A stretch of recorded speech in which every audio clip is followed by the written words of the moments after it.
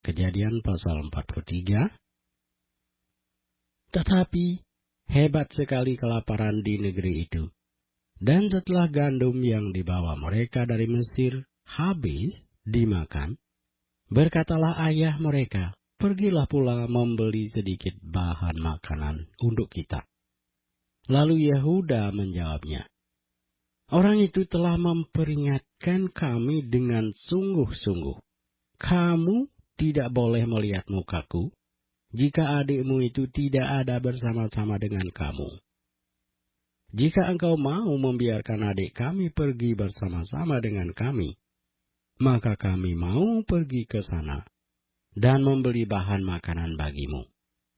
Tetapi jika engkau tidak mau membiarkan dia pergi, maka kami tidak akan pergi ke sana, sebab orang itu telah berkata kepada kami, 'Kamu tidak boleh melihat mukaku jika adikmu itu tidak ada bersama-sama dengan kamu.' Lalu berkatalah Israel, 'Mengapa kamu mendatangkan malapetaka kepadaku dengan memberitahukan kepada orang itu bahwa masih ada adikmu seorang?' Jawab mereka, 'Orang itu telah menanyai kami dengan seksama tentang kami sendiri dan tentang anak saudara kita. Masih hidupkah ayahmu? Adakah adikmu lagi?' Dan kami telah memberitahukan semuanya kepadanya seperti yang sebenarnya. Bagaimana kami dapat menduga bahwa ia akan berkata, 'Bawalah kemari adikmu itu'?" Lalu berkatalah Yehuda kepada Israel ayahnya, "Biarkanlah anak itu pergi bersama-sama dengan aku. Maka kami akan bersiap dan pergi supaya kita tetap hidup dan jangan mati, baik kami maupun engkau dan anak-anak kami. Akulah yang menanggung dia. Engkau boleh menuntut dia daripadaku. Jika aku tidak membawa dia kepadamu dan menempatkan dia di depanmu, maka akulah yang berdosa terhadap engkau untuk selama-lamanya. Jika kita tidak berlambat-lambat, maka tentulah kami sekarang sudah 2 kali pulang." Lalu Israel ayah mereka berkata kepadanya, "Jika demikian perbuatlah begini, ambillah hasil yang terbaik dari negeri ini dalam tempat gandummu dan bawalah kepada orang itu sebagai persembahan sedikit balsam dan sedikit madu, damar dan damar ladan, buah kemiri dan buah badam. Dan bawalah uang 2 kali lipat banyaknya uang yang telah dikembalikan ke dalam mulut karung-karungmu itu, haruslah kamu bawa kembali. Mungkin itu suatu kehilafan. Bawalah juga adikmu itu. Bersiaplah dan kembalilah pula kepada orang itu. Allah yang Maha Kuasa kiranya membuat orang itu menaruh belas kasihan kepadamu, supaya ia membiarkan saudaramu yang lain itu beserta Benyamin kembali. Mengenai aku ini, jika terpaksa aku kehilangan anak-anakku, biarlah juga kehilangan." Lalu orang-orang itu mau ngambil persembahan itu dan mau ngambil uang 2 kali lipat banyaknya, beserta Benyamin juga. Mereka bersiap dan pergi ke Mesir. Kemudian berdirilah mereka di depan Yusuf. Ketika Yusuf melihat Benyamin bersama-sama dengan mereka, berkatalah ia kepada kepala rumahnya, "Bawalah orang-orang ini ke dalam rumah. Sembelihlah seekor hewan dan siapkanlah itu, sebab orang-orang ini akan makan bersama-sama dengan aku pada tengah hari ini." Orang itu melakukan seperti yang dikatakan Yusuf, dan dibawanyalah orang-orang itu ke dalam rumah Yusuf.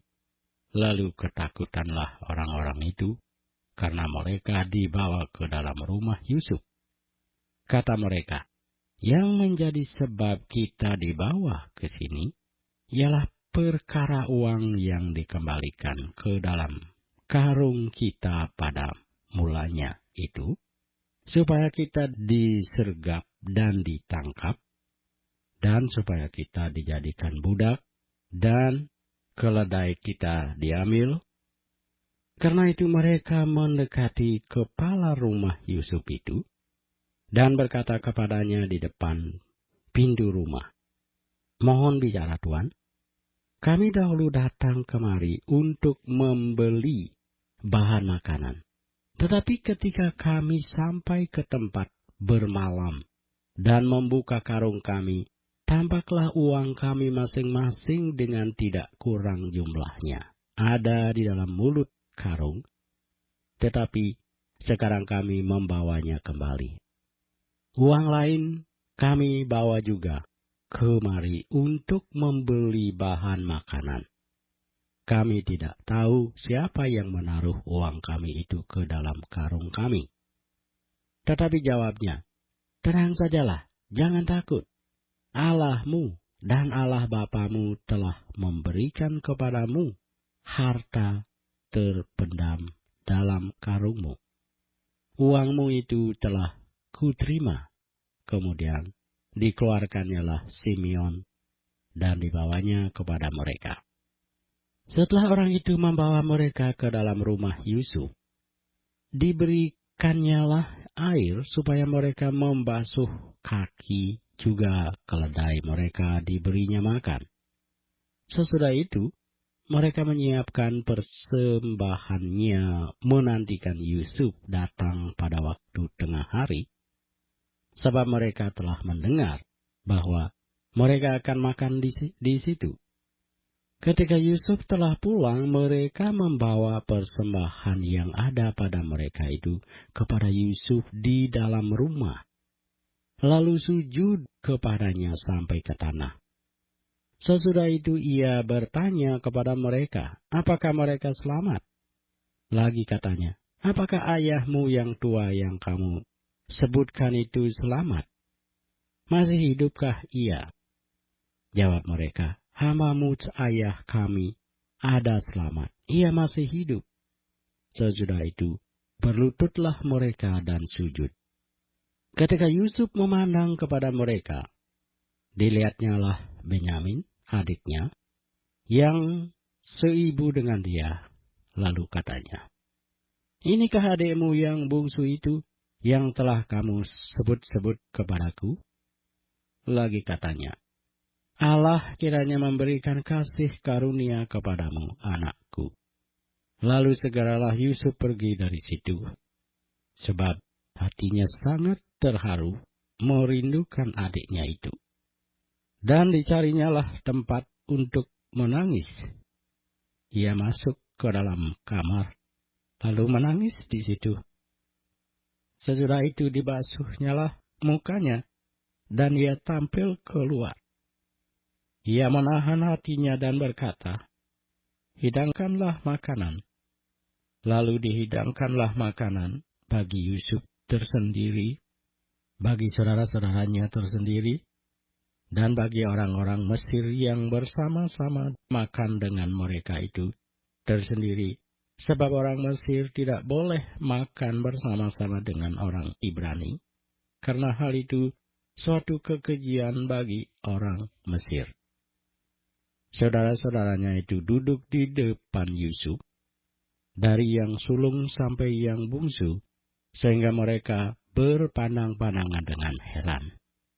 Lalu disajikan kepada mereka hidangan dari meja Yusuf, tetapi yang diterima Benyamin adalah 5 kali lebih banyak daripada setiap orang yang lain. Lalu minumlah mereka dan bersukaria bersama-sama dengan dia.